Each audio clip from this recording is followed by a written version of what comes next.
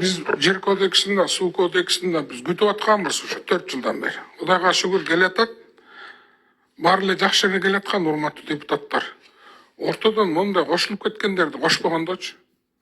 Ортодон кошулуп кетип эле, тигинтиби эле, анан мынтиби эле, могу жерге мону кошуп элди. Ну зачем вам это надо? Урматтуу Сакеев, эмне коштурасың сен? Мен каршымын дебейсиң. Жакшы келаткан су кодексинди карачы. Урматтуу замминистрлер, келатканда кичине даярданып келбейсиңер. Су кодекси деп атат, су кодекси боюнча бардык нерсени дазып, даярданып, өкмөт же министрлериңер келип жооп бере албайт, же замминистрлериңер жооп бере албайт. Баарыңар телефон карап отурасыңар, 2-ден 3-төн суроону кайталатып. Мындай аппарат телефон менен киргизбегиле. Сиз киргизесиңер. Анан кайра суроо берип коесуңар, укпай калдым. Кайра кайталап коесуңар, укпай калдым деп. Көңүл буруп, даярданып келгиле да су кодекси келатканда суунун баарын үчөйт эткиле да силерге тиешелүү. Мөңгүлөрдү, каналдарды, источниктерди, көлдөрдү, бияктан баарыбыз сурайбыз. Ошон үчүн келип атасыңар да баардык тармактан силерден 30-дан 40-тан чогултуп алып, биз эмне кылабыз силер башыбызды оорутуп. Но элдер сурап атат да бизге барганда. Дайым Сакеев мырза баарын билет экен, но билбеген нерсеси да бар да башка тармактардан.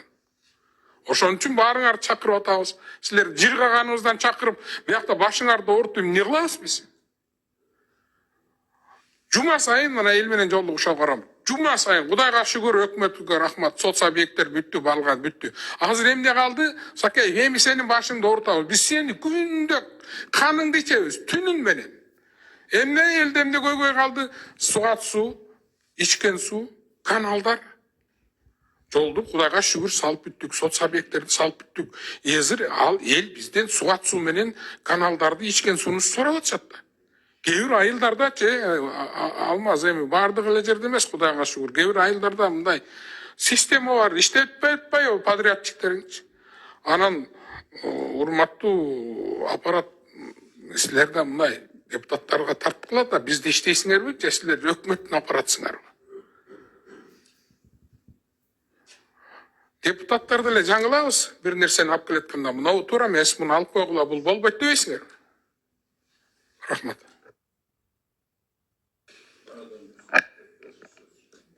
Да, Султан Адашевич. Анан могу жерде мына 57-бирине сунушталган деген азыр кайып кетип калды. Биринчи пункту менен ошол мөңгүлөрдү бузган, түздөн түз бузган, же болбосо косвенный бузган иштерге бүт баарына тыюу салып атабыз да. Анан экинчиси менен Давыдов жана Лысыйга бул мурдагы таасир кылган бузган нерселерге жайылтылбайт деп коюп атабыз. Бул экинчи пункту алып эле салгыла. Ким кошуп атат ушуну дагы? Бул кимдин кызыкчылыгы? Жөнүнө шуну жөн эле кошпой эле койгулачы. Бул 5 миллиарддык зыян келтирилген да, аны эсептеп чыкканбыз да бүт бардыгыбыз. Тура берсин ошондой зыян болуп. Это будет моральное давление на тех, кто будет покушаться на этот Кумтурга еще раз. Аз биз муну менен закон менен алып таштасак, жыргап калбайбы ошол эле канадисттер. Мен ойлойм, бул вообще мыйзамды вообще прием кылбаш, отклонять этиш керек. Толугу менен эле отклонение кылыш керек. Караштын кереги жок вообще. Мен ошондой сунушум бар, рахмат.